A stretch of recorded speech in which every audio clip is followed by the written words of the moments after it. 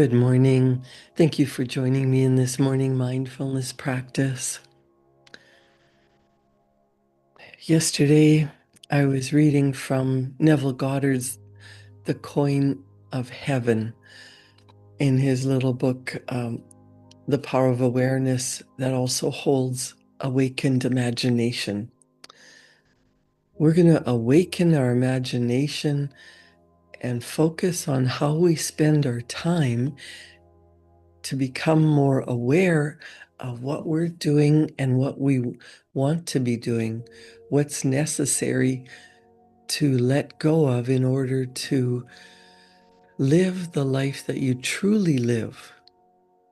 And that takes focusing attention, focusing your energy in the direction of what you want, letting go of the hurts, the circumstances, the past. Neville Goddard says the circumstances and conditions of life are our outpictured inner talking solidified sound. Your inner speech calls events into existence. In every event is a creative sound that is its life and being. All that a person believes and consents to as true reveals itself in one's inner speech. It is his word, his life. Try to notice what you're saying to yourself at this moment, to what thoughts and feelings you are consenting. They will be perfectly woven into the tapestry of life. To change your life, you must change your inner talking. For life, said Hermes, is the union of word and mind. When imagination matches your inner speech to fulfill desire, there will be then a straight path in yourself from within to without. And the without will instantly reflect the within for you, and you will know reality is only actualized inner talking. Every stage of a person's progress is made by the conscious exercise of his imagination matching inner speech to fulfilled desire. And because man does not perfectly match them, the results are uncertain, while they might be perfectly certain.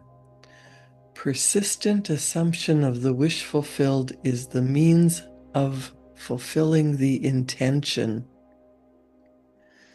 As we control our inner talking, matching it to our fulfilled desire, we can lay aside all other processes. Then we simply act by clear imagination and intention. Do you realize that you get what you expect? You might say that I would really love to be living a life of ease, a life of luxury, a life of prosperity. And then immediately afterward, your subconscious mind, your mental chatter tells you it's not possible. I already work too hard. I can't double my effort. I don't want to work that hard. I grew up hearing that money is the root of all evil, that money doesn't grow on trees, that money is scarce, that you have to work hard, that rich people are greedy.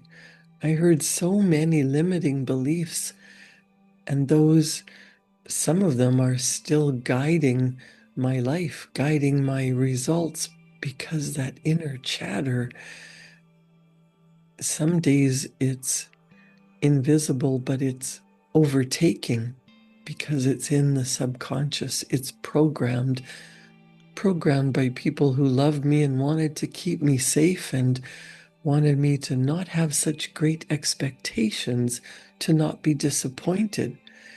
But that is backwards. That's the opposite. That came from people who were programmed by parents who lived through the Great Depression and were taught to save every penny, every button, every piece of string and piece of tinfoil, because waste not, want not, because you never know when your next meal is coming. That generation lived through the Great Depression and the Great War, and they expected life to be disastrous and hard and poor, and you had to really, really work. But do you notice the people who work the hardest, some of them are so miserable they can't enjoy what they've worked for? Some people are just living paycheck to paycheck, or expecting debt to increase, and it does. We must change the way we talk to ourselves so that we can change our outside circumstances. If you really want to be living in luxury, you have to know what that feels like and expect that it's possible for you. Maybe you believe that luxury is a crime, is something only for certain people. Your birthright is to live a life that you enjoy. Now, there is the law of polarity, so you will see poverty, you will see what you don't want. But rather than focusing all your attention on it and giving your energy to how badly that feels, you must allow those thoughts to pass and focus on the more money you earn, the more you can help other people, the more you can lift others out of poverty, the more you can do for the world. And since we live in a world of expansion and growth, it is up to us to make sure that the world expands through love, through generosity, through circulation. The world is expanding its ability to create wealth, expanding the ability to love. I know there's so many circumstances where we're seeing the opposite, and that's why it is so important to stay the course, to talk as if your wish has already been fulfilled. Your inner speech matches your outer circumstances. Neville Goddard says, through controlled inner talking from premises of fulfilled desire, seeming miracles are performed. The future becomes the present and reveals itself in inner speech. To be held by the inner speech of fulfilled desire is to be safely anchored in life. Our lives may seem to be broken by events, but they are never broken so long as we retain the inner speech of fulfilled desire. All happiness depends on the active, voluntary use of imagination to construct and to inwardly affirm that we are what we want to be. We match ourselves to our ideals by constantly remembering our aim and identifying ourselves with it. That means, first of all, using your beautiful gift of your imagination to think about what it would be like to live the life you prefer, to imagine what it looks like, to use your inner speech to talk about what it's like to already have your wish fulfilled. We fuse our aims by frequently occupying the feeling of our wish fulfilled. So that is getting into the spirit of how that feels, what it looks like. Imagining the freedom to do what you want to do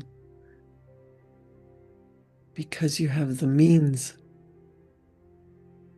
and having your body feel the vibrational energy. What would it feel like? It is the frequency, the habitual occupancy, how often you do this, that is the secret of success. The oftener we do it, the more natural it is. Neville says, fancy assembles, continuous imagination fuses. It is possible to resolve every situation by the proper use of imagination. Our task is to get the right sentence, the one which implies that our desire is realized, and then fire the imagination with it. Get excited, eagerly anticipate, expect that it's coming. All this is intimately connected with the mystery of that still small voice. Inner talking reveals the activities of imagination, activities which are the causes of the circumstances of life. As a rule, well, first of all, it's been proven that each person thinks 60 to 90,000 thoughts a day, and that's not really thinking, that's just mindless chatter. And we're not aware of this inner talking, and therefore we don't see ourselves as the cause of our circumstances, but as the victim. To consciously create circumstance, a person must consciously direct his inner speech, matching the still small voice to his fulfilled desires. In the Bible, Romans 4:17 says, he sees things not seen as though they were. Right inner speech is essential. It is the greatest of the arts. It is the way out of limitation into freedom. Ignorance of this art has made the world a battlefield and penitentiary where blood and sweat alone are expected, when it should be a place of marveling and wondering. Right inner talking is the first step to becoming what you want to be. Speech is an image of mind, and mind is an image of God. Now, Neville Goddard tells a story. On the morning of April 12th, 1953, my wife was awakened by the sound of a great voice of authority speaking within her, saying, "You must stop spending your thoughts, time, and money. Everything in life must be an investment. To spend is to waste, to squander, to lay out without return. To invest is to lay out for a purpose from which a profit is expected." This revelation of my wife is about the importance of the moment. It is about the transformation of the moment. What we desire does not lie in the future, but in ourselves at the moment, at this very moment. What you desire is in you. It's not out there. It is in you at this very moment. At any moment in our lives, we are faced with an infinite choice. What we are and what we want to be. And what we want to be is already existent, but to realize it, we must match our inner speech and actions to it. It is only what is done now that counts. In the Bible, Matthew 18:19 says, "If two of you shall agree on earth as touching anything that they shall ask, it shall be done for them of my Father, which is in heaven." Neville goes on to say, the present moment does not recede into the past, it advances into the future to confront us, spent or invested. Thought is the coin of heaven, and money is its earthly symbol. Every moment must be invested, and our inner talking reveals whether we are spending or investing. How are you investing your thoughts? Be more interested in what you are inwardly saying now than what you have said in the past by choosing wisely what you think and what you feel now. Neville says, anytime we feel misunderstood, misused, neglected, suspicious, afraid, we are spending our thoughts and wasting our time. Whenever we assume the feeling of being what we want to be, we are investing. We cannot abandon the moment to negative inner talking and expect to retain command of life. Before us goes the results of all that seemingly is behind. Not gone is the last moment, but oncoming. Your current, present circumstances are here because of your past thinking and actions. So your thinking and feeling and actions in the now moment are creating your future. Invest your thoughts wisely. Isaiah 55:11, my word shall not return unto me void, but it shall accomplish that which I please, and it shall prosper in the thing whereto I sent it. The circumstances of life are the muffled utterances of the inner talking that made them, the word made visible. The word, said Hermes, is son, and the mind is father of the word. They are not separate from one another, for life is the union of word and mind. He willed us forth from himself by the word of truth. James 1:18. Let us be imitators of God as dear children and use our inner speech wisely to mold an outer world in harmony with our ideal. The Word of God is the mind of man.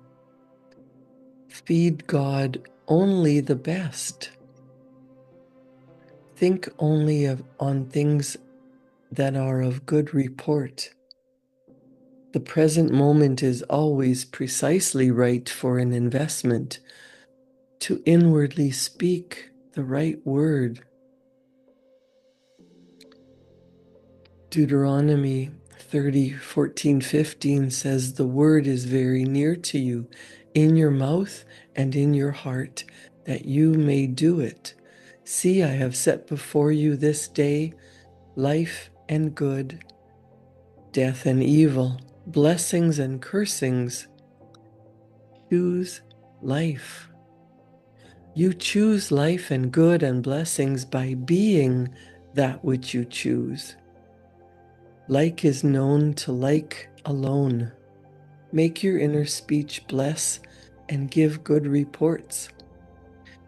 Mankind's ignorance of the future is the result of his ignorance of inner talking. His inner talking mirrors his imagination, and his imagination is a government in which the opposition never comes into power. If the reader asks, what if the inner speech remains subjective and is unable to find an object for its love? The answer is, it will not remain subjective for the very simple reason that inner speech is always objectifying itself. Inner speech, what you think in secret, what you say to yourself, the thoughts that are revolving around, whether you notice them or not, are always manifesting, objectifying, becoming your conditions, your circumstances, your situation in life. What frustrates and festers and becomes the disease that afflicts humanity is mankind's ignorance of the art of matching inner words to fulfilled desire. Inner speech mirrors imagination, and Neville Goddard says imagination is Christ within you. Alter your inner speech and your perceptual world changes. Whenever inner speech and desire are in conflict, inner speech invariably wins. Because inner speech objectifies itself, it is easy to see that if it matches desire, desire will be objectively realized. The tongue setteth on fire the course of nature. What you want, what you truly desire, you must talk to yourself as if it's already yours, because it is yours.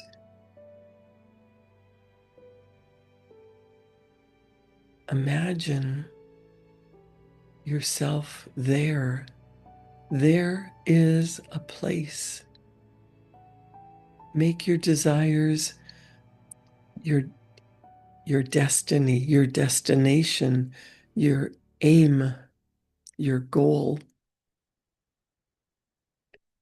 Whatever you dream about that you really wish for, the secret is in matching your thoughts, your feelings, and actions as if you are that person. You are the version of you. There will be challenges and growing pains, but when you continue being in the frequency, holding the wish in your heart, and then acting as if you already are that version of you, it becomes your reality. Spend some time thinking about what you desire and write it down as if it's already fulfilled. Not this is what I want, this is what I need, this is what I'm going to do, but thank you. This is.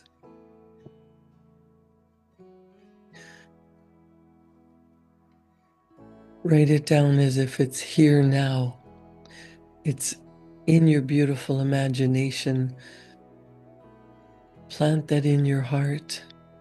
Write about what it looks like and feel as if it's already done. It's yours in imagination, so speak of it as if it's already done.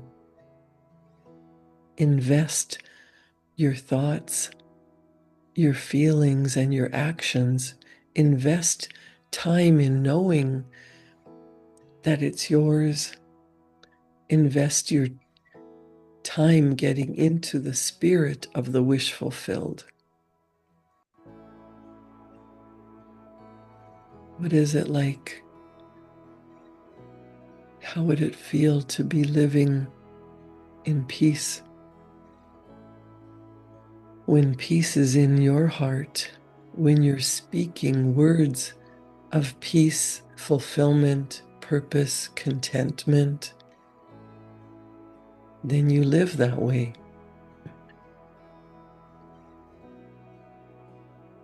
Inward speech always matches your outside circumstances.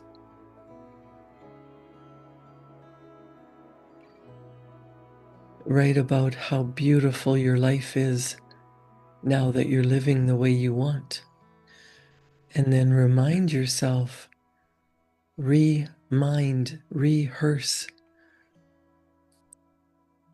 as you repeat the affirmations of what your life is like now that you're living that way. Peaceful, joyful, happy, living a life of purpose, doing what you love and being amply rewarded, and speaking to yourself as if you are the most successful, most beautiful, most joyful, respected person. You are that which you desire. Talk to yourself that way. Inner speech reveals outer circumstances. Create a wonderful day. Write down what you want. Feel as if it's already done. Give thanks for it already being in your imagination, being in your heart, and taking action so that you live that way. Enjoy your weekend. Do something today that your future self will thank you for. You are that version of you. Let it be revealed. Trust the process. Enjoy your weekend, and I'll see you back here Monday morning at 7. Thank you.